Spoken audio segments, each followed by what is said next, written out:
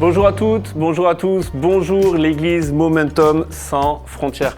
On est et je suis heureux de vous retrouver pour notre nouvelle célébration en ligne. C'est toujours un moment où on vous invite à vous poser et à prendre ce temps en famille ou chez vous tout simplement pour célébrer Dieu et puis recevoir de la part de Dieu un message que le Seigneur aura mis sur le cœur de l'un de nos orateurs. Et avant de commencer, on veut prendre un instant pour vous remercier, pour vous honorer. Chaque semaine, vous êtes de plus en plus nombreux à nous suivre et vous contribuez à l'œuvre de Dieu. Comment ? Simplement avec les commentaires, en encourageant, en partageant, mais aussi en likant, en partageant les lives et les retransmissions. Ça permet de bénir un plus grand nombre de personnes. Et ces dernières semaines, que ce soit à Bordeaux, à Paris, à Bruxelles, nous baptisons de plus en plus de personnes et vous contribuez aussi à cela.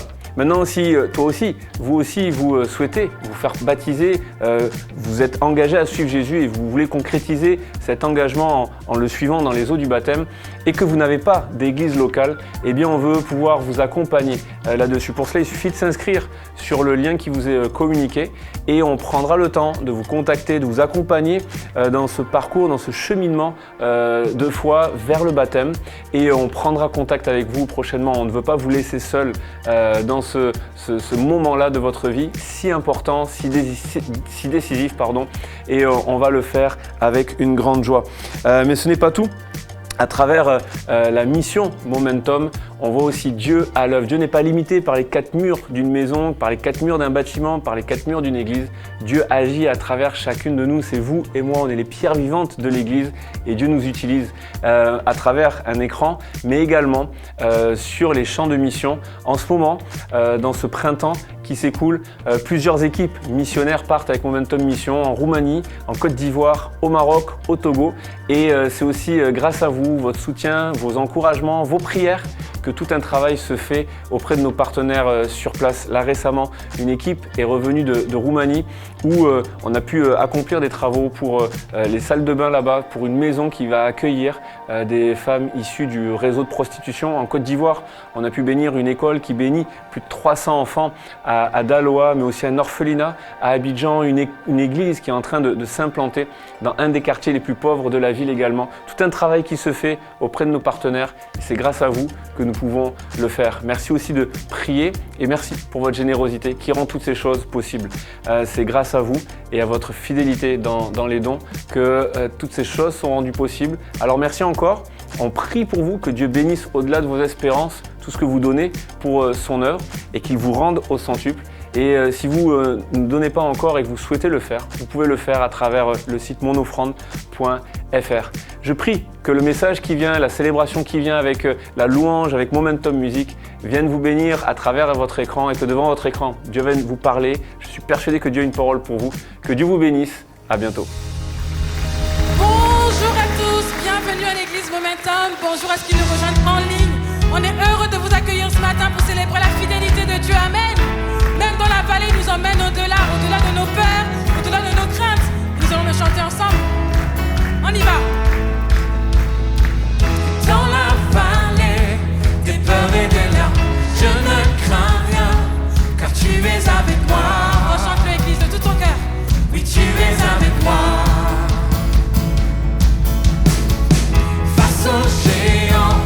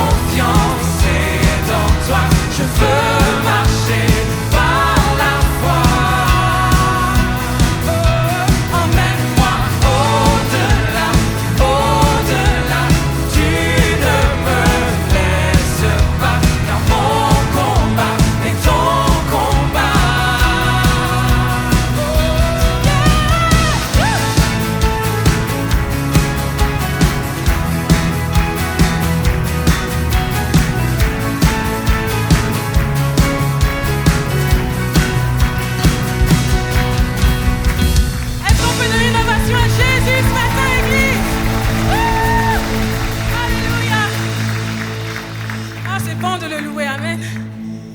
Vraiment. La louange ne dépend pas de ce qu'on sent, mais de ce qu'on sait. Et on sait qu'il est présent ce matin. Amen.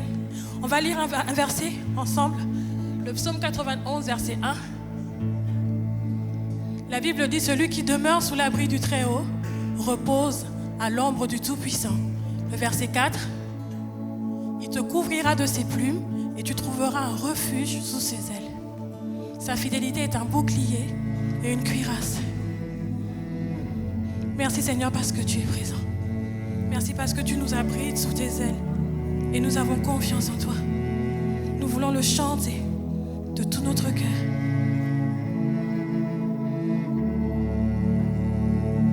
Alors Église, n'hésite pas ce matin. Dis-le de tout ton cœur.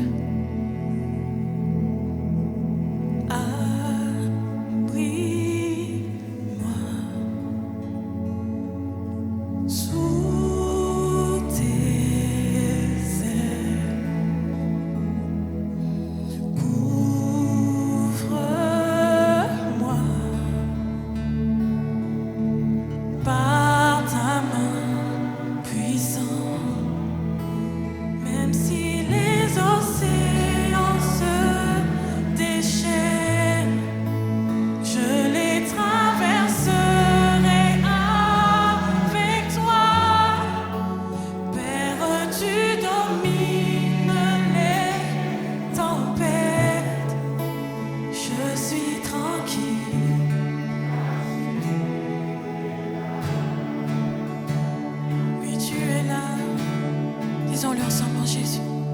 En Jésus, seul, je me confie. Il me donne force, calme et puissance. Mais si les océans se déchaînent, je les traverserai avec toi. Père, tu domines les tempêtes. Je suis tranquille car tu es là. Même si les océans se déchaînent, je les traverserai avec toi. Père, tu domines les tempêtes. Je suis tranquille car tu es là. Oui, tu es là. Tu es là, Seigneur. Tu es là. Oui, tu es là ce matin pour guérir les cœurs, pour restaurer les vies. Est-ce que tu veux de tout ton cœur? De ta louange ce matin. Alléluia. Tu es là. Tu es là. Même si les océans se déchaînent, je les traverserai avec toi. Père, tu domines les tempêtes. Oui, je suis tranquille car tu es là. Même si les océans se déchaînent, je les traverserai avec toi. Père, tu domines les tempêtes. Je suis tranquille car tu es là. Je suis tranquille car tu es là. Tu es là, Seigneur. Oh, tu es là, Jésus. Tu es là, Jésus.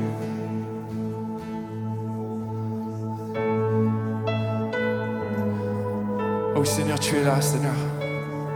Et lorsqu'on vient à ta rencontre, tu viens nous guérir, tu viens nous toucher, Seigneur Jésus. Alléluia, ton nom est merveilleux, Seigneur. Je pourrais chanter, oui, ton nom sans fin. Jamais je ne m'en lasserai. Jésus, ton nom est toujours sur mes lèvres. Plus doux chaque fois que je le célèbre. Et quand je pense à ton nom, et quand je pense à ton nom, oui, quand je pense à ton nom, je chante, tu es saint. Il n'est pas d'autre nom, il n'est pas d'autre nom, non, non, il n'est pas d'autre nom. Jésus, tu es digne. Oui, toi, l'ami, toujours à mes côtés. Jamais tu ne m'as délaissé. Non. Jésus, ton nom est toujours sur mes lèvres. Oh, oh, oh. Plus doux chaque fois que je le célèbre. Et quand je pense à ton nom, et quand je pense à ton nom, oui, quand je pense à ton nom, je chante, tu es saint. Il n'est pas d'autre nom, il n'est pas d'autre nom, il n'est pas d'autre nom. Oui, Jésus, tu es digne. Et quand je pense à ton nom, et quand je pense à ton nom, Seigneur, oui, quand je pense à ton nom, je chante, tu es saint. Il n'est pas d'autre nom, il n'est pas d'autre nom, il n'est pas d'autre nom. Oui, Jésus, tu es digne. Oh. Est-ce que partout dans ce lieu on peut lever nos mains ensemble et adorer le roi des rois? Alléluia, Jésus. Élève ta voix, élève ton cœur. Jésus, ton nom est digne de louange, digne de louange. Oh, oh, oh. Oh, Jésus, ton nom, oui, Jésus, ton nom est la lumière du jour. La mort n'a pu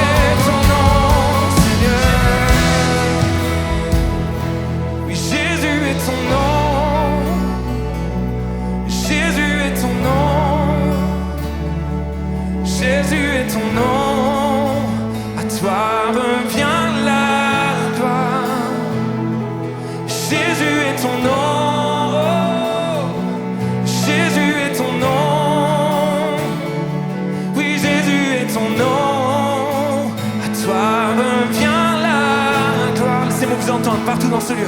Oui, Jésus est ton nom.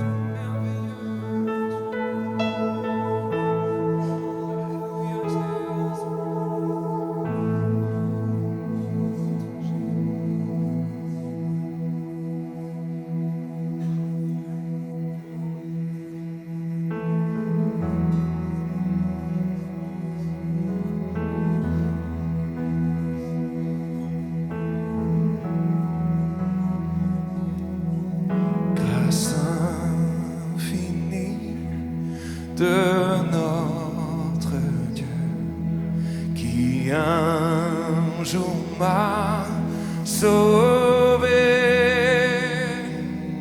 j'allais errant de lieu en lieu quand il m'a retrouvé.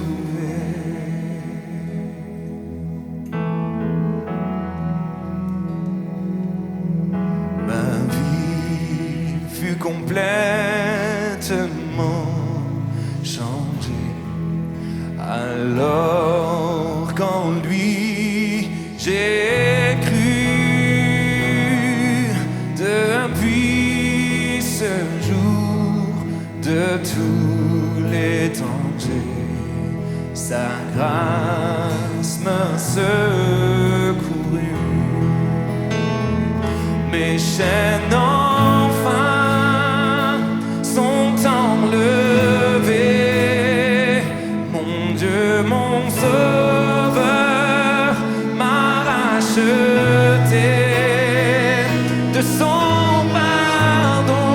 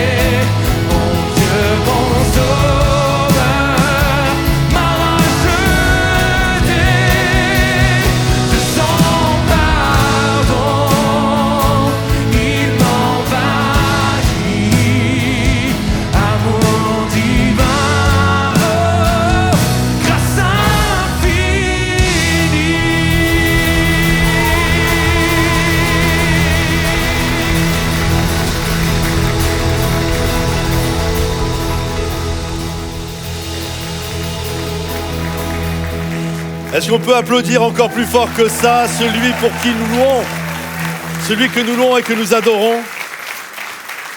Je vous souhaite la bienvenue à l'église Momentum. Juste avant de prendre vos places, vous connaissez la tradition de l'église. Prenez un instant pour saluer les quelques personnes que vous n'avez pas encore saluées. Apportez-lui votre plus beau sourire, smile. Dites-leur que vous êtes heureux de les voir, que vous avez aimé, loué et adoré Jésus avec eux. On est dans la joie d'être réunis ce matin. J'aimerais également qu'on accueille chaleureusement tous ceux qui nous rejoignent par Internet, s'il vous plaît. Et c'était top de chanter le chant Au-delà parce qu'il a été écrit par Dan Hutten et Jérémy Besnard. Et Jérémy Besnard et Alicia sont là. Levez-vous, s'il vous plaît. Ils sont là avec nous ce matin. Nous sommes heureux de les accueillir. Alors, j'ai la joie ce matin l'honneur de pouvoir vous apporter la parole de Dieu. Et vous savez qu'au début de l'année, on a amené comme vision à l'Église pour toute l'année 2026, tout un travail que nous désirons faire au sein de nos familles. Et au mois de janvier, j'avais commencé toute une série sur la famille. On a vu comment bâtir la maison, comment avoir des relations dans la maison, comment protéger sa maison. Et donc, on essaye comme ça régulièrement aussi de faire des messages. Et il y a peu, on s'est retrouvé avec tout un comité pour travailler justement sur tout ce que nous allions pouvoir faire au niveau des familles. Il y a déjà beaucoup de choses qui se font, des ateliers parentalité, préparation au mariage, guérison des émotions. Enfin, il y a beaucoup de choses qui se font. Et donc, on a décidé aussi que durant toute l'année, je ne vais pas faire une série encore de 4-5 messages sur la famille, mais de manière régulière, à peu près une fois toutes les 4, 5, 6 semaines, je vais apporter un enseignement beaucoup plus qu'une prédication, un enseignement sur la famille. Et aujourd'hui, ça va être une matinée où on va apporter au niveau de la vision de la famille. Et aujourd'hui, j'aimerais voir avec vous et vous parler des blessures de famille qui voyagent en silence. Est-ce que vous savez que dans toutes les familles, quasiment, il y a des blessures? Il y a des blessures qu'on a eues quand nous étions enfants et qui voyagent parfois jusqu'à notre lit de mort avant de partir rejoindre Jésus. Puis il y a même des blessures qui voyagent et qui se transmettent d'une génération à l'autre génération. Et j'aimerais vous parler de ça ce matin parce que je crois que ce qui n'est pas guéri en toi finit souvent par parler à travers toi. Et je crois que c'est un sujet qui touche ce matin, vous allez voir, c'est un sujet qui touche beaucoup de monde. Je sais que la plupart d'entre nous, nous aimons montrer les plus belles photos, les plus belles images que les gens nous trouvent les plus sympathiques du monde. Et souvent d'ailleurs, quand nous regardons les réseaux sociaux, si je demandais à chacun d'ouvrir sa page Facebook, Instagram, je ne sais, il est fort probable que beaucoup, quand on va regarder la page, ça va ressembler, la page du gars, ça va ressembler au gars, au mari idéal, au papa idéal, au ministère, au pasteur idéal. La femme, ça va être le catalogue de l'épouse épanouie. Et bien souvent, c'est ça que nous allons montrer. Mais on doit comprendre que bien souvent, derrière des sourires, derrière des rires, derrière parfois des choses même que nous construisons ensemble, des projets que nous pouvons avoir, bébé, immobilier, business, etc., les affaires. Au-delà de tout ça, parfois il y a des blessures qui sont en train de voyager. Il y a des malaises, il y a des non-dits, il y a une histoire qui n'a jamais vraiment été visitée. Et j'espère ce matin qu'elle sera visitée afin que Dieu vienne apporter la guérison dont nous avons besoin dans nos familles. Et parce que je crois que beaucoup ont appris. Moi, j'ai appris. Et je crois que la plupart d'entre nous, on a appris à vivre avec nos blessures. On a appris à les camoufler. On a appris à vivre avec des blessures de rejet, avec des blessures d'abandon, avec des blessures de mépris, avec du manque d'affection peut-être que nous avons pu avoir. Et on ne s'en rend pas compte. Mais ça va teinter toute notre vie et ça va venir teinter nos maisons. Ça va venir teinter nos couples. C'est comme si je prenais des lunettes avec des verres qui sont violets. Monsieur a des verres violets. Tout ce qu'il voit, bien sûr, est teinté de violet. Madame, elle a eu d'autres problématiques dans sa vie. Donc, tout ce qu'elle voit, c'est de couleur jaune. C'est teinté par le jaune. Et voilà une famille qui doit apprendre à fonctionner ensemble. Mais ils n'ont pas la même teinture. Parce que chacun a reçu ses blessures. Et je crois que parfois, ce qui amène la guérison, c'est tout simplement que le Seigneur vienne nous guérir de toutes ces choses-là. Parce que l'on doit comprendre quelque chose de fort, mes amis, ouvrez bien vos oreilles. Ce qui n'est pas guéri ne reste pas immobile. Ça voyage. Et ça voyage comment? Ça passe par nos réactions. Parfois, on ne comprend pas. Pourquoi il y a telle réaction, ce gars-là? Et toi-même, tu dis, mais pourquoi j'ai réagi comme ça? Que ça passe par nos réactions, ça passe par nos couples, ça passe par notre sexualité, ça passe par nos amitiés, ça passe même par notre manière de voir Dieu. Est-ce que vous comprenez? Les blessures voyagent, elles ne restent pas immobiles et elles nous amènent à avoir toutes sortes de réactions qui vont venir complètement bouleverser nos vies. Mais la bonne nouvelle est la suivante. Ce qui a traversé ta famille n'a pas l'obligation de traverser ta vie. Ce qui n'a jamais été traité dans ton histoire peut être visité par Jésus aujourd'hui et que ceux qui le croient, dites Amen, s'il vous plaît. Alors, ce matin, nous allons regarder l'histoire d'une famille, la famille des patriarches, et plus exactement celle de Jacob et de Joseph. Vous savez, quand on pense à ces familles-là, ce sont les patriarches, donc on a un amour pour ces familles-là et on a tendance, bien sûr, à prendre les leçons des belles choses de ces familles-là, de la foi d'Abraham, de la pugnacité d'un Jacob, du cœur de Joseph et toutes ces choses-là. Mais on doit réaliser que ces familles ont eu toutes sortes de blessures. Et des blessures, on va le voir, qui se sont transmises de génération en génération. Et on va regarder sur la vie de Joseph. Quand on pense à Joseph, on pense à quoi? On pense au rêve. On pense à la vision. On pense à cet homme à qui Dieu a donné une promotion incroyable. On voit ce Joseph qui a été pris par ses frères parce qu'il est né dans une famille et puis le papa a eu 4 femmes, 2 femmes et 2 servantes et Joseph est né d'une femme qu'il aimait et il l'a eu dans sa vieillesse et là il y a ce Jacob il va faire de Joseph son préféré et ça va fatiguer tous les autres frères, il va y avoir de la jalousie, il va y avoir des rivalités et à un moment donné ses frères vont faire quelque chose de terrible, ils vont le prendre, ils vont le jeter dans un puits, ensuite ils vont le vendre comme esclave en Égypte. Je vous fais une histoire très courte, arrivé dans la maison de Potiphar, au bout de quelques temps, Madame Potiphar va déclarer qu'il l'a violé, c'était une fausse déclaration, c'était une fausse accusation, et voilà que maintenant il est jeté en prison, et de la prison, au bout de quelques temps, Dieu va le sortir de cette prison, il va lui donner une promotion, il va se retrouver le premier ministre d'Égypte, le pays le plus puissant de l'époque. Quand on pense à Joseph, on pense à ça. On pense à la promotion, on pense à l'appel, on pense au succès, on pense à rien ne peut t'empêcher d'accomplir le plan de Dieu dans ta vie quand tu restes intègre et droit. On pense à ça. Et là, je vois que tu avais envie d'applaudir. On pense à ça. Mais c'est pas ça que je vais vous parler ce matin. En fait, je vais vous montrer que Joseph, et on va regarder l'histoire de Joseph, pas à travers ce prisme-là, à travers un autre prisme, celui d'une famille malade.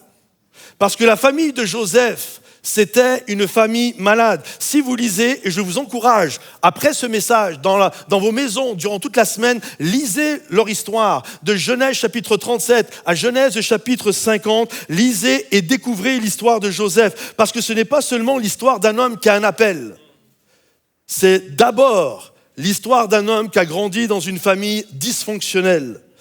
On voit que dans cette famille, il y avait du favoritisme, il y avait de la jalousie, il y avait des rivalités, il y avait des histoires qu'on se racontait.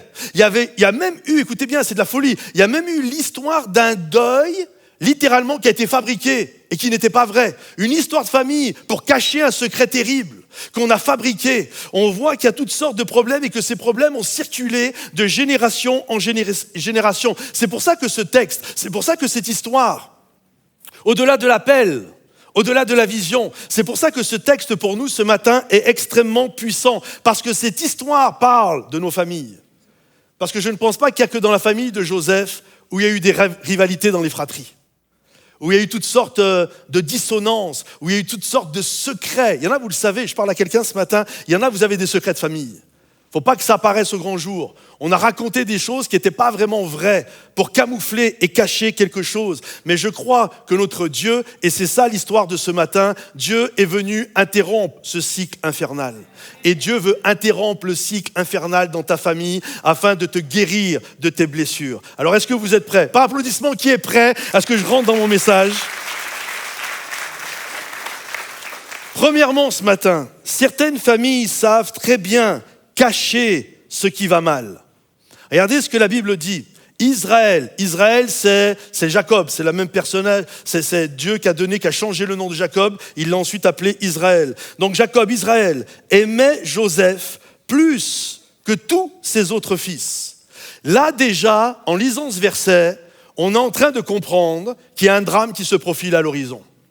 Quand déjà dans une famille, tu commences à faire du favoritisme au milieu de tes enfants, tu sais, et c'est au-delà des enfants, c'est même la responsabilité de Jacob, c'est la responsabilité des parents. Tu sais que tu es en train de créer un terrain favorable, un terreau pour amener de la jalousie et de la rivalité dans la fratrie.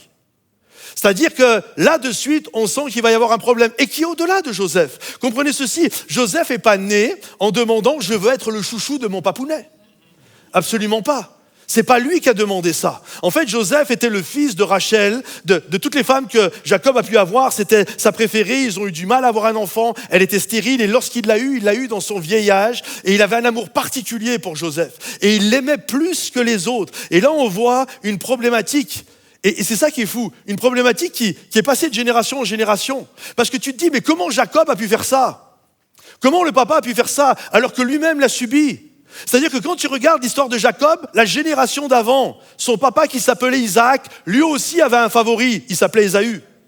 Et ça crée toutes sortes de rivalités entre Ésaü et Jacob, son frère. Et quand tu regardes ça, tu dis, mais pourquoi Isaac a fait ça? Parce que quand tu regardes la génération d'avant, tu vois qu'Abraham aussi avait un préféré. Et ça a plus l'air, quand tu regardes les textes, d'être Ismaël que Isaac. Et on voit une blessure, et c'est comme si personne, tout le monde la voit, mais c'est comme si je ne la règle jamais. Et je continue de faire ça de génération en génération.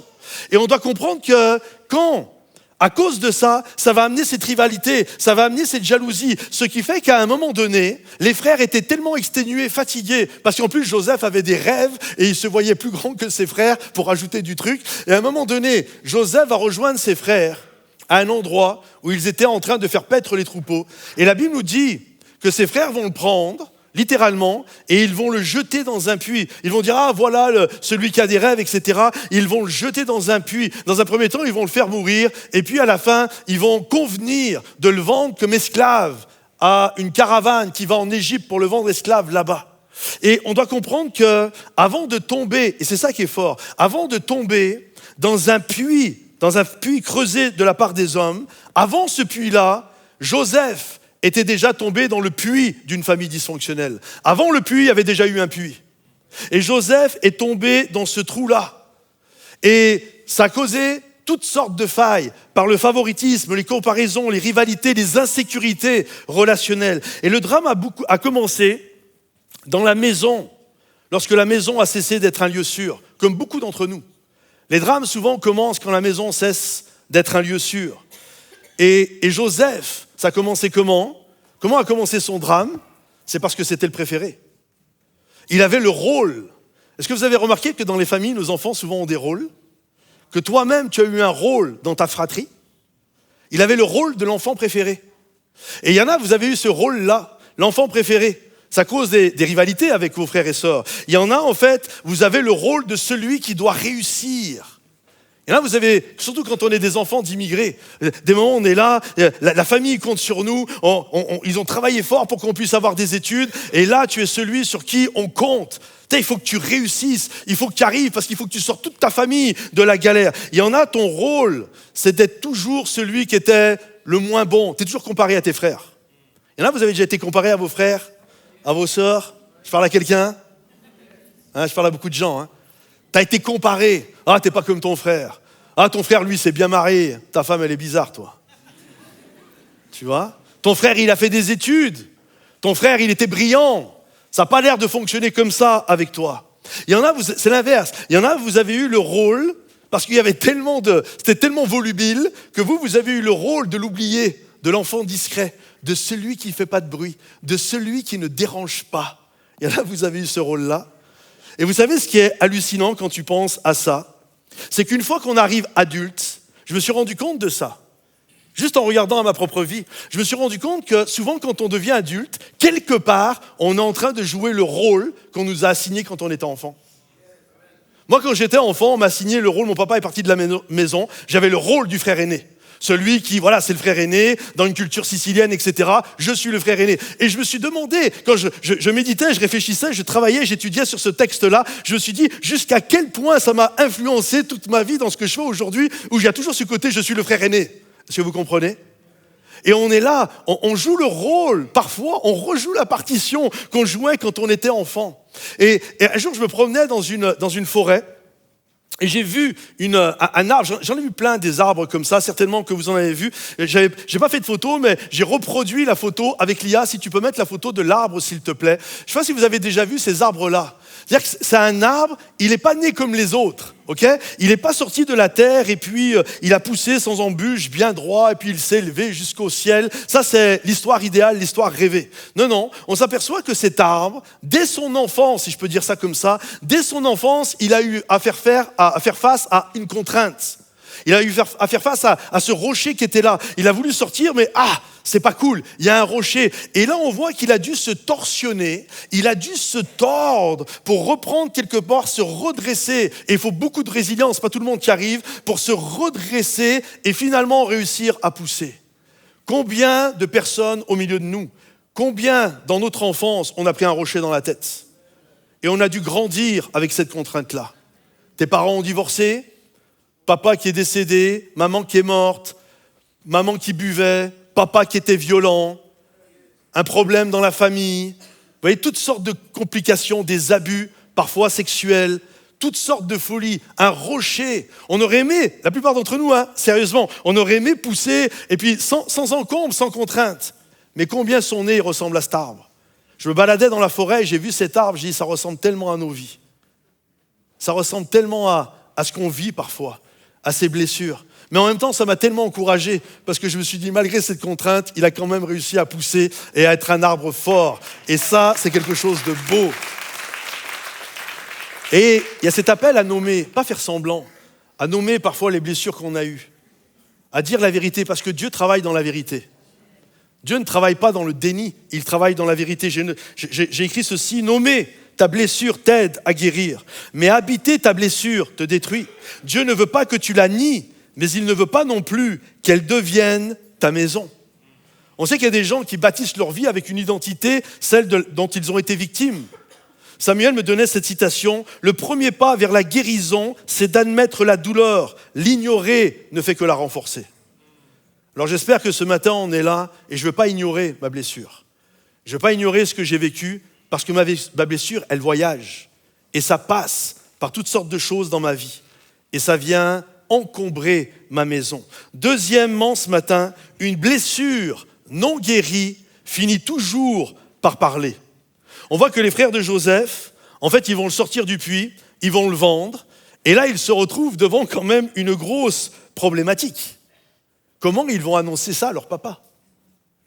Comment ils vont dire à leur papa, dont Joseph est le préféré, comment ils vont annoncer à Jacob que, écoute, il nous fatigue. Alors on l'a pris, on l'a jeté dans un puits et on l'a vendu comme esclave. Tu vois ? Comment je fais pour faire ça ? Et là, vous savez ce qu'ils ont fait, les frères ? Ils ont inventé une histoire. Regardez, les frères de Joseph prirent alors la tunique de Joseph et, ayant tué un bouc, ils plongèrent la tunique dans le sang. Ils envoyèrent à leur père la tunique de plusieurs couleurs, en lui faisant dire « Voici ce que nous avons trouvé. Reconnais si c'est la tunique. Reconnais si c'est la tunique de ton fils ou non. » Jacob l'a reconnue et dit « C'est la tunique de mon fils.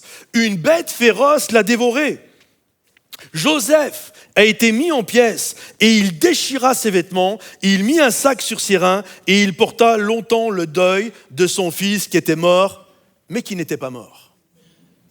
Est-ce que vous comprenez ?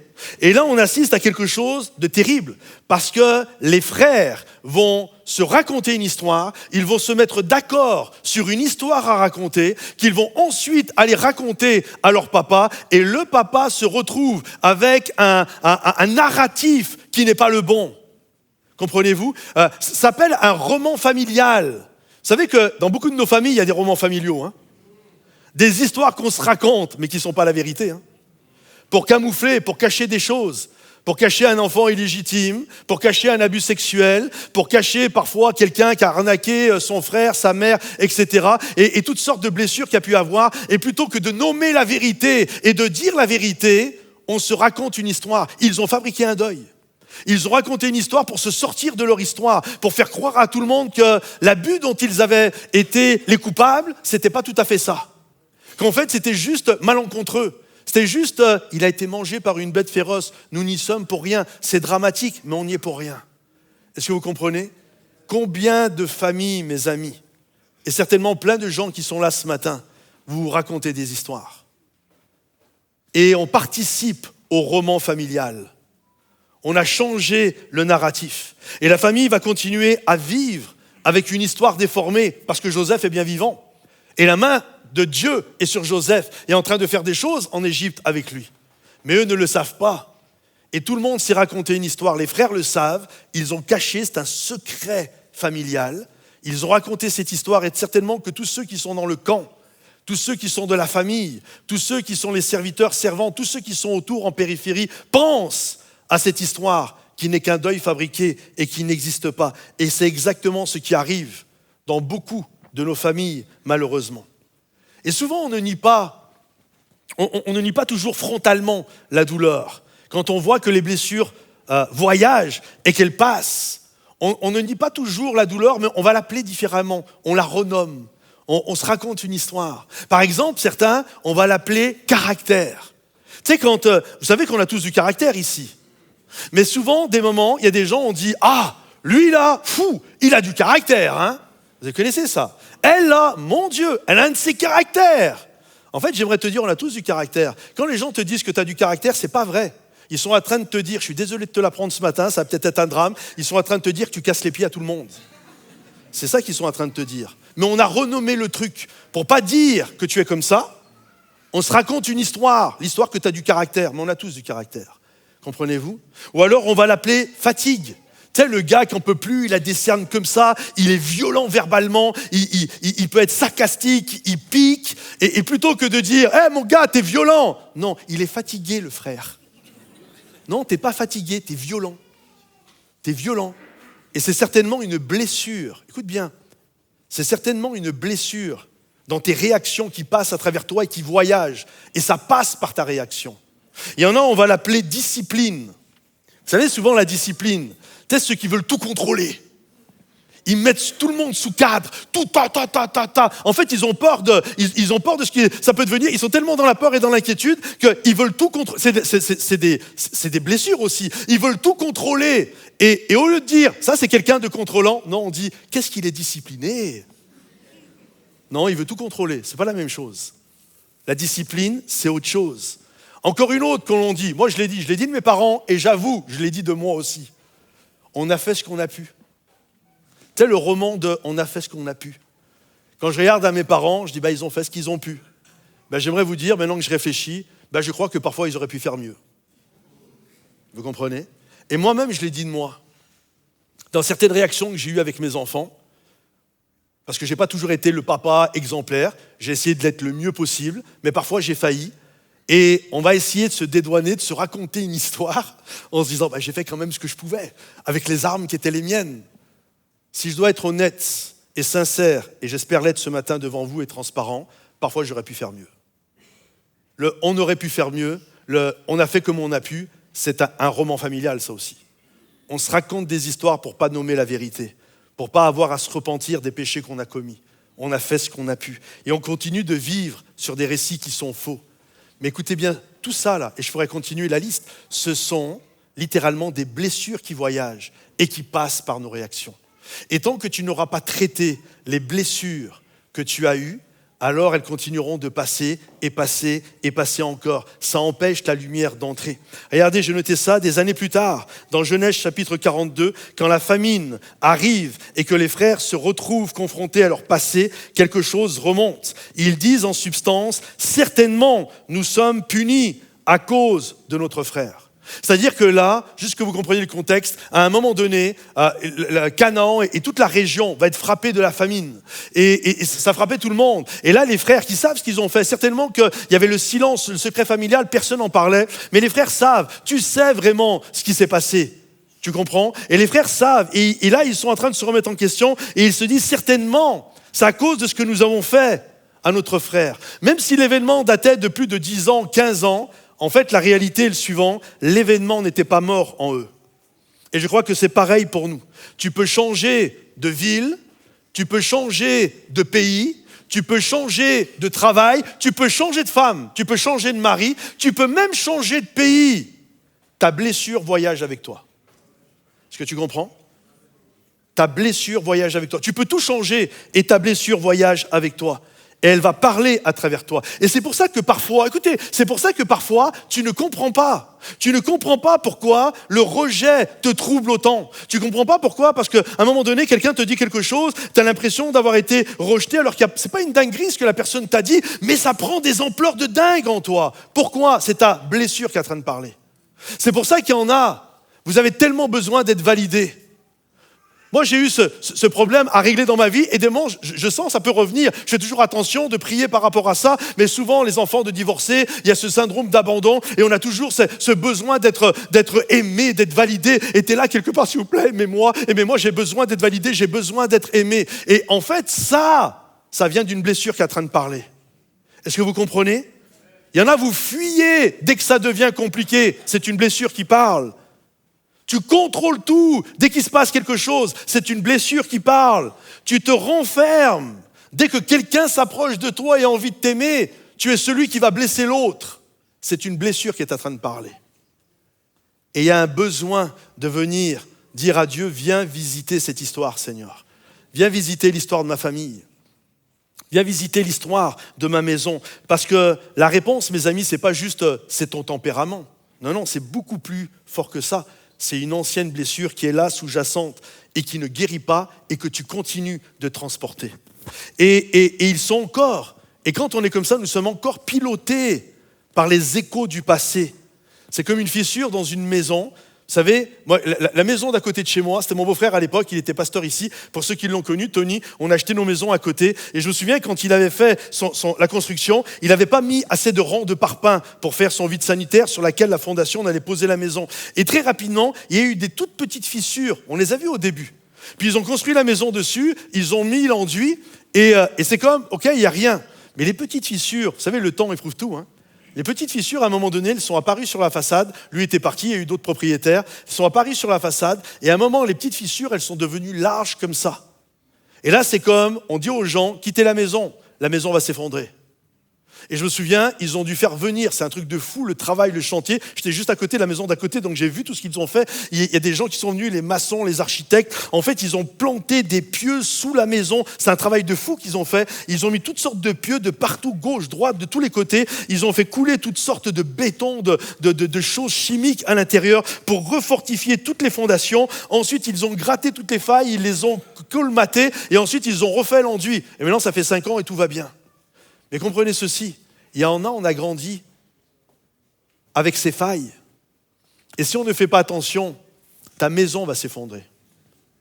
Et on a besoin du divin, je ne sais pas comment on l'appelait, maçon, architecte, celui qui vient couler du béton dans nos fondations. On a besoin de Jésus. On a besoin de Jésus, on a besoin de nommer nos blessures et de dire à Jésus, viens guérir.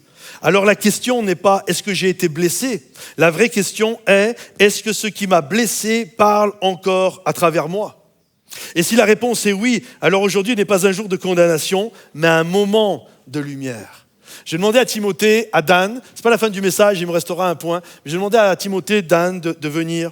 Lorsque j'étais jeune homme et que je n'avais pas encore donné ma vie à Jésus, mon frère s'est converti, merci Uni, s'est converti quelques mois avant moi, et 4, 5, 6 mois avant moi, je crois que c'était au mois de mars, et moi je me suis converti au mois d'août, et je me souviens le soir quand je sortais pour aller faire les 400 coups et aller faire toutes mes folies, mon frère avait juste appris à jouer de la guitare, et il y avait un chant. Il y avait un chant à l'époque de notre conversion, pour ceux qui connaissent les Continental Singers, et il y avait une comédie musicale qui s'appelait Joseph.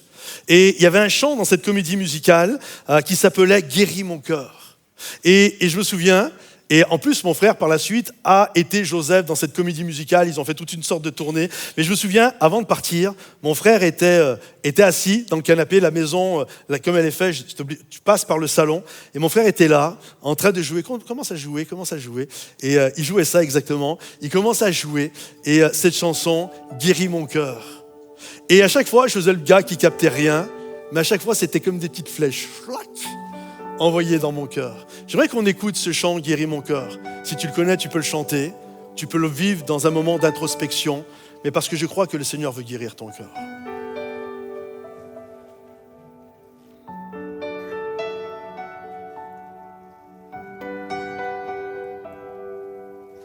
Les mots s'envolent, les vœux sont brisés et les promesses ne sont pas tenues. Une famille divisée, l'amour déchiré, nuit après nuit, tant de larmes j'ai versé. Guéris mon cœur, calme ma douleur. Je choisis de pardonner, apprendre à vivre, acceptant les blessures de mon âme. Viens guérir mon cœur, oh Seigneur.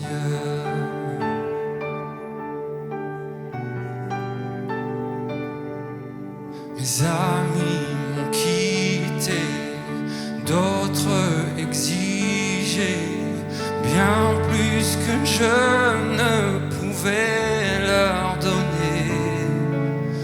Mon cœur est meurtri, ma confiance trahie. Nuit après nuit, je me demande pourquoi. Guéris mon cœur, calme ma douleur. Je choisis de pardonner et j'apprends à vivre, acceptant les blessures de mon âme. Viens guérir mon cœur, oh Seigneur. Agenouillé à tes pieds, mon Sauveur, que ma vie soit comblée de tes bienfaits.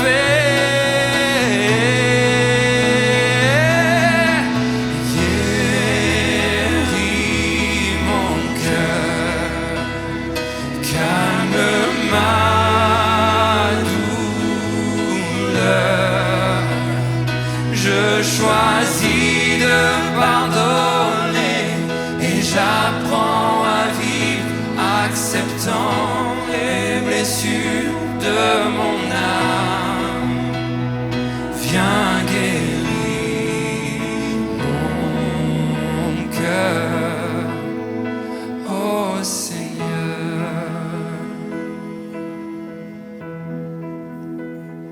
Viens guérir mon cœur, oh Seigneur.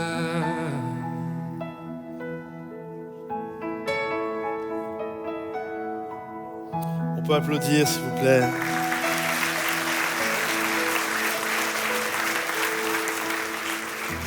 Quelles que soient tes blessures, si tu fais cette prière, viens guérir mon cœur. Je crois que notre Dieu est capable de le faire. J'aimerais conclure et dernièrement, Dieu ne guérit pas seulement les personnes, il interrompt les transmissions. En fait, l'histoire de Joseph souffre d'une histoire qui n'a pas commencé avec lui. En fait, c'est une histoire qu'on retrouve de génération en génération. Souvent, on a tendance à dresser un portrait assez idyllique de toute la famille des patriarches que j'aime énormément. Et on est là à reconnaître leurs forces. Abraham, le père de la foi, tout ce qu'il a entrepris, sa manière dans son intégrité face au roi de Sodome et tout ce qu'il a fait. Mais Abraham a amené des blessures dans sa famille. Abraham, si vous connaissez l'histoire, par 2 fois, il a donné quand même sa femme à un autre homme. Est-ce que vous croyez que ça fait quelques problèmes, ça, dans la famille ? Il n'arrivait pas à avoir d'enfant avec son épouse. Et alors, il a couché avec la bonne, la servante, Agar. Il a eu un fils, Ismaël, et puis par la suite, il a réussi quand même à avoir un enfant avec son épouse, avec Sarah. Et ils ont réussi à avoir Isaac. Et ça a créé toutes sortes de rivalités entre eux. Puis on voit ensuite, par la suite, Isaac qui a eu Jacob, Ésaü. Et on voit encore des rivalités, on voit encore des partis pris, on voit encore des fratries qui se divisent. On voit toutes sortes de problématiques. Et ensuite, Jacob, on l'a lu l'histoire, où il avait un préféré, et tout ça est revenu sur la table. On voit des tensions, on voit des manipulations, on voit des rivalités, on voit toutes sortes toutes sortes de pratiques qui sont là. Et on doit comprendre que Joseph, comme vous, souvent, nous héritons d'un climat familial dans lequel nous naissons, et on n'a rien demandé. Est-ce que vous avez remarqué que vous n'avez rien demandé ? Vous avez remarqué que la plupart, parfois on est les bourreaux de quelque chose, mais parfois on fait juste que subir une situation, et surtout celle de la naissance. Personne ici a choisi sa famille, n'est-ce pas ? On n'a pas choisi grand-chose en fait. Même ton prénom, tu ne l'as pas choisi, pourtant c'est le tien, hein ? Tu ne l'as pas choisi. Personne ici a choisi sa date anniversaire. Vous comprenez ? Et personne ici a choisi ses parents. On n'a jamais vu dans une maternité un comité de petits bébés qui se réunissaient en disant « Alors toi, tu veux quoi comme maman ?» Ben moi, je prendrais bien une maman avocate. Et toi, j'aimerais bien une celle qui boit. Non. Vous comprenez ? Tu arrives et tu vas hériter et tu vas devoir composer ta vie avec des blessures familiales et des blessures qui se transmettent de génération en génération. Mais voici, mes amis, j'ai noté ceci, voici la bonne nouvelle de l'Évangile. En Jésus-Christ, l'héritage n'est plus une fatalité. Dieu a la capacité de venir briser et de guérir toutes les blessures que tu as pu avoir. La chose qui est complètement folle, à cause de cette famine qu'ils ont eue, où ils se posent des questions, tiens, ça doit être à cause de ce qu'on a fait à notre frère. Pendant ce temps, c'est comme dans un film, pendant ce temps, à quelques centaines de kilomètres de là, Joseph est sorti de prison, Dieu l'a placé premier ministre du pays d'Égypte. Et il est celui qui doit gérer l'organisation de la distribution de cette nourriture, de ce pain, de ce blé pendant la famine. Et là, on voit ses frères, c'est fou, on voit ses frères qui viennent à lui. Et lorsqu'ils se retrouvent devant Joseph, ils ne savent pas que c'est Joseph. Joseph a changé, ils l'ont quitté, c'était un ado, maintenant c'est un homme adulte, accompli. Il a changé de nom, maintenant il a un nom égyptien, il est habillé comme un Égyptien, il a une coupe de cheveux comme les Égyptiens, il est certainement maquillé comme les Égyptiens, et ils ne le reconnaissent pas, mais Joseph le reconnaît. Et c'est ça qui est fort. C'est que Joseph les reconnaît. Et Joseph, à ce moment-là, écoutez bien, et c'est là toute la puissance d'un drame familial qui s'arrête. Joseph, à ce moment-là, il aurait pu continuer et faire voyager la blessure de génération en génération. Mais à ce moment-là, Joseph les voit et il va prendre la décision que le poison s'arrête avec lui. Joseph aurait pu dire « Ah, je tiens mon heure de vengeance. Ah, je vais leur faire subir ce qu'ils m'ont fait. Moi aussi, je vais les martyriser. Je vais reproduire la violence. » Mais Joseph, par la grâce de Dieu, n'a pas fait ça. Joseph a été l'homme par qui le poison s'est arrêté. Et je crois que dans certaines lignées, et je crois que des hommes et des femmes, que vous avez toutes sortes de choses, de blessures que vous avez héritées de vos parents. Vous êtes là et aujourd'hui vous avez des enfants. Il y en a, vos enfants sont déjà grands. Il y en a, vous n'avez pas encore d'enfants. Donc écoutez bien. Et il y en a, vos enfants sont petits. Tu peux être le papa, tu peux être la maman qui va dire « ça va s'arrêter avec moi ». Tout ce qu'on a vécu de génération en génération, ça va s'arrêter avec moi. Joseph, c'est ce qu'il a dit, ça s'arrête avec moi. Est-ce que vous pouvez dire avec moi, ça s'arrête avec moi. La dureté, ça s'arrête avec moi. Le mépris s'arrête avec moi. La violence des mots, de mal parler, ça s'arrête avec moi. La dureté, la froideur, ça s'arrête avec moi. Joseph a pris cette décision et j'aimerais vous encourager à prendre cette décision dans vos vies, même si par la suite il va y avoir besoin de guérison, de discussion, de prière et de toutes sortes d'actions de l'Esprit de Dieu et de conseillers et de choses comme ça. Mais dès aujourd'hui, tu peux prendre la décision de planter tes pieds dans le sol de la foi et de dire « ça s'arrête avec moi, mes enfants ne vivront pas ce que moi j'ai fait ». On doit comprendre que ses frères l'avaient dépouillé de tout. Ils l'avaient dépouillé, il était déjà orphelin de mère. Ils lui ont volé son papa. Ils lui ont volé son pays. Ils lui ont volé son pays dans lequel il aurait aimé grandir. Ils lui ont tout pris. Ils lui ont volé un avenir que certainement il aurait aimé avoir dans ce pays. Joseph aurait pu vraiment être en colère. Et certainement qu'il l'était. Il a pleuré à chaudes larmes, si vous connaissez le texte. Mais il a dit, ça s'arrête avec moi. Je t'encourage ce matin. Si tu as des enfants, ne reproduis pas. Dis, ça va s'arrêter avec moi. Je ne reproduirai pas les mêmes folies, ça s'arrête. Je notais la grâce de Dieu peut faire de toi un point d'arrêt. Ceux qui l'avaient vidé, dépouillé, viennent recevoir du pain de celui qu'ils ont jeté. Waouh! Quel renversement de situation! Quel renversement! Ceux qui l'ont jeté viennent manger auprès de celui qu'ils ont blessé. Et il va les nourrir. Ça s'arrête avec moi. Quand je regarde cette histoire de Joseph, je me dis, waouh, ce texte est tellement christologique. Vous savez que Joseph, c'est un type de Christ de l'Ancien Testament. Joseph est celui qu'on a dépouillé, celui qu'on a vidé de tout, celui qu'on a brisé, celui qu'on a vendu littéralement pour de l'argent, celui à qui on a pris sa tunique. Et maintenant, il est celui qui nourrit ses frères. Et quand je vois ça, quand je méditais, je réfléchissais sur ce texte, j'avais les larmes aux yeux, j'étais bouleversé de me dire c'est tellement ce que Jésus a fait. C'est tellement ce que Jésus a fait pour nous. Il a été méprisé, il a été abandonné, on n'a fait de lui aucun cas, on lui a tourné le dos, on l'a méprisé, on lui a craché dessus, on s'est moqué de lui, on l'a vendu pour de l'argent. Et sur le bois de la croix, on a pris sa tunique et on l'a tiré à la tombola. Et aujourd'hui, nous qui avons reçu l'esprit d'adoption par lequel nous pouvons dire « Abba Père », ceux qui avons été réconciliés parce qu'on a accepté Jésus, on doit bien reconnaître et admettre que nous avons été les frères de Joseph, que nous-mêmes, on s'est retrouvés devant le pain de vie et de dire « Seigneur, je suis tel que je suis, je sais le mal que j'ai fait, tu te repens devant la grâce de Dieu et ton Dieu, comme Joseph, va te dire « Ça s'arrête maintenant avec toi, je fais de toi une nouvelle créature, les choses anciennes passent ». Et toutes choses deviennent nouvelles. La guérison biblique, ce n'est pas aller mieux, c'est arrêter de transmettre ce qui t'a détruit. C'est ça la vraie guérison. C'est pas je vais mieux, non. C'est que j'ai été totalement guéri et le poison ne passera plus par moi. Le Seigneur est venu me pardonner, me restaurer. Tout comme les frères ont été chercher du pain auprès de Joseph, nous allons chercher le pain de vie auprès de notre Sauveur et de notre Seigneur. Nous allons chercher la source d'eau abondante et que ceux qui le croient, dites, faites du bruit et dites Amen. Ça s'arrête avec moi. Ça s'arrête. J'ai demandé aux musiciens de revenir, s'il vous plaît. Et cette histoire, c'est là qu'on arrive à Christ. Parce qu'au fond, on est tous d'accord pour dire que ce n'est pas Joseph le Sauveur. Joseph n'est qu'un signe. Il n'est qu'une représentation de celui qui est le véritable sauveur.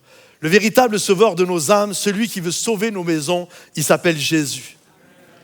Il s'appelle Jésus. Dans Luc 19, regardez, Luc 19, Jésus entre chez un homme qui s'appelle Zachée et qui est fatigué de sa vie. Certainement, lui aussi, il avait ses blessures qui voyageaient. Regardez ce qu'il a dit, j'ai trouvé ça tellement fort. Le salut est entré aujourd'hui dans cette maison.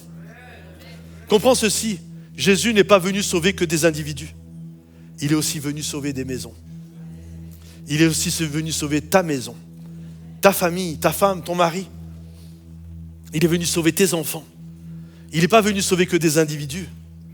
Il est venu sauver des maisons. Le salut est entré dans cette maison. Est-ce que tu veux que le salut entre dans ta maison? Est-ce que tu veux que Jésus vienne alors que tu avais des portes bien fermées, des choses que tu camouflais qui étaient bien dans l'obscurité? Est-ce que tu crois que Jésus peut venir? Est-ce que tu lui donnes l'autorisation ce matin de venir ouvrir les pièces verrouillées où il y a toutes sortes de choses pas belles et de blessures purulentes? Est-ce que tu crois qu'il est capable? Est-ce que tu lui donnes l'autorisation?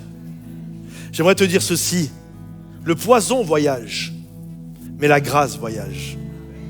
La dureté voyage, mais la tendresse de notre Père voyage aussi. La peur voyage, mais la paix de Dieu voyage aussi.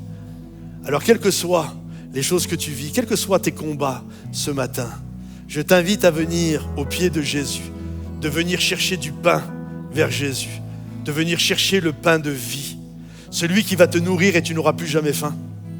Tu n'auras plus besoin de faire semblant. Tu seras l'homme que le Seigneur a décidé que tu sois, la femme qu'il aura décidé que tu sois. Tu boiras de l'eau vive et tu n'auras plus jamais soif. Tu n'auras pas besoin de courir à gauche et à droite pour compenser tes blessures, parce que le Seigneur va les guérir dans le nom de Jésus, et que ceux qui le croient disent Amen. Est-ce qu'on peut se lever à notre place, s'il vous plaît? Et juste là où on est, est-ce qu'on peut étendre nos mains devant le Roi des Rois? Juste là où on est, on va reprendre ce chant de cette grâce infinie que le Seigneur est venu rompre nos chaînes. Mais j'aimerais juste te prier pour vous. Seigneur mon Dieu, je te prie pour toutes les personnes qui sont là ce matin. Je prie, Seigneur mon Dieu, pour tous ceux qui ont des blessures et qui voyagent. Ces blessures depuis l'enfance, qui passent par toutes sortes de réactions, qui amènent du drame au sein de nos familles. Des blessures qui voyagent même de génération en génération. Je prie, Seigneur mon Dieu, que ce matin, tout comme les frères de Joseph, nous venons à toi, Seigneur. Toi qui es le frère aîné, toi qui es l'agneau de Dieu, toi qui es le pain de Dieu, toi qui es la source d'eau vive. On vient à toi, Seigneur, parce qu'on veut que ça ne passe plus par nous. On ne veut pas que nos enfants vivent ce que nous avons pu vivre. On veut que la transmission s'arrête et que la seule transmission qui puisse continuer, c'est la transmission de la grâce, de la tendresse et de l'amour de Dieu dans nos vies. Dans le nom de Jésus. Alléluia. Est-ce qu'avec Dan et toute l'équipe, on puisse le déclarer? Alléluia, Jésus. Oh Jésus, mes chaînes enfin, mes chaînes enfin sont enlevées. Mon Dieu, mon Sauveur m'a racheté de son pardon. Il m'envahit, amour divin, grâce infinie.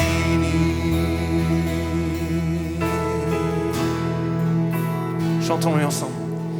Grâce infinie de notre Dieu, qui un jour m'a sauvé.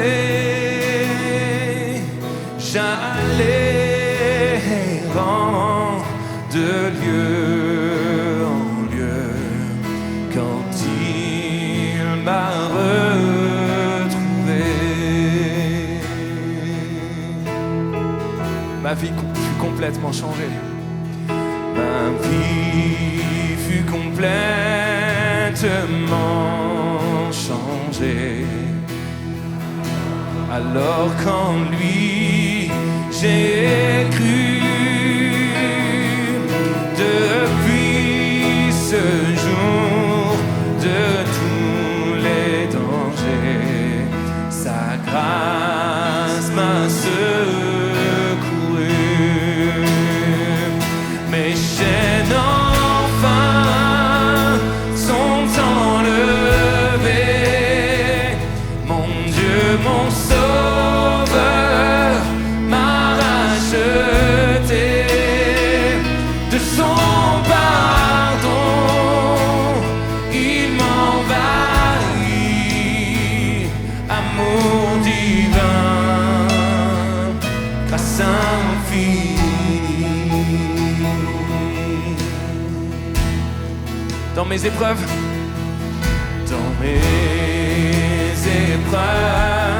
et mes labeurs, toujours suffit sa grâce. Je peux compter sur sa faveur à chaque instant qui passe.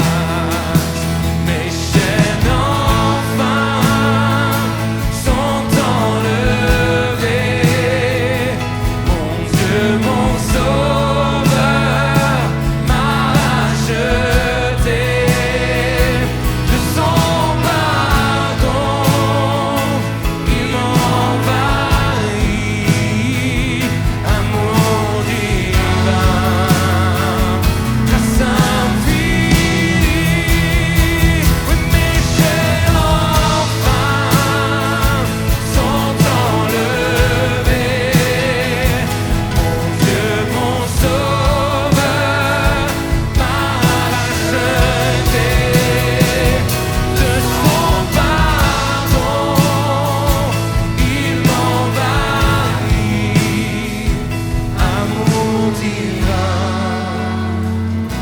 sainte vie.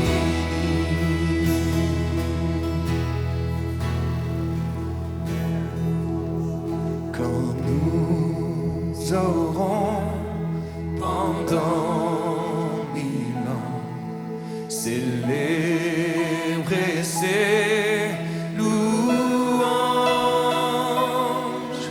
nous pourrons comme au commencement lui offrir nos hommages,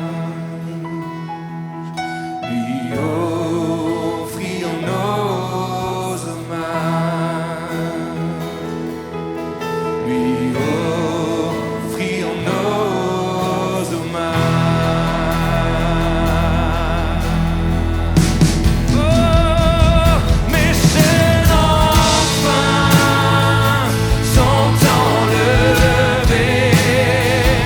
Mon Dieu, mon Sauveur m'a racheté. Oui, de son pardon, il m'envahit. Amour divin, grâce infinie. Oui, mes chaînes enfin sont enlevées. Mon Dieu, mon Sauveur m'a racheté. Oui, de son pardon, il m'envahit. Amour divin, grâce infinie.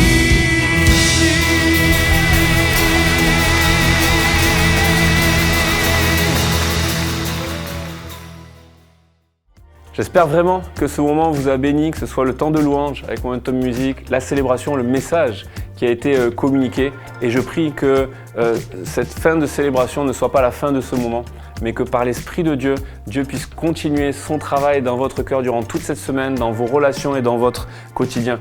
Parce que la marche avec Dieu, c'est un cheminement, c'est une marche pas juste aujourd'hui, pas juste ce moment, mais toute notre vie et durant tout notre quotidien. Si vous avez pris la décision de suivre Jésus récemment ou à travers cette célébration, alors je veux vous le dire, vous avez pris la plus belle décision de votre vie et on veut vous accompagner avec cela si vous souhaitez vous faire baptiser. Et encore une fois, que vous n'avez pas d'église locale, inscrivez-vous et puis on va prendre contact avec vous, on va vous accompagner dans ce cheminement de foi. Et puis également, si vous avez besoin d'accompagnement, vous pouvez rejoindre des groupes, des temps de prière en allant tout simplement sur le site Momentum Sans Frontières. Parce que la foi, ce n'est pas un moment, c'est un chemin et vous n'êtes pas fait pour le vivre seul. Nous sommes une église, nous sommes une famille et nous voulons prendre le temps, être intentionnels pour vous accompagner dans votre foi. Alors merci d'avoir été avec nous aujourd'hui. On est tellement reconnaissants de vivre ces moments ensemble. Que Dieu vous bénisse. À bientôt.